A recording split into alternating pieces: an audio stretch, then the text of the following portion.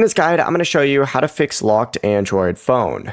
This is Aiden from JustBoz, and before we get into this guide, make sure to like the video and subscribe to the channel with all notifications on. It really does help with the channel and it lets us know that you want more content like this, so we greatly appreciate it. If at any point throughout this guide you did have any questions, just ask them down in the comment section below and we can help you out further. I'm going to be doing my best to reply to every single comment down there.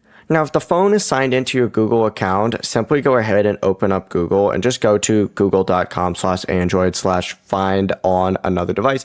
Sign in with the same Google account. Obviously, you're going to want to do that on another device instead of your locked phone because you wouldn't be able to get on your locked phone. Just select your locked phone on that other device though. Choose the option to factory reset or erase the device. Just keep in mind this will completely wipe the phone. But after the reset, you'll be able to sign back in and restore data from a recent Google backup if one is available. You can also reset the phone using recovery mode, so just power the phone off and then hold the volume up button and the power button at the exact same time until the recovery menu does appear.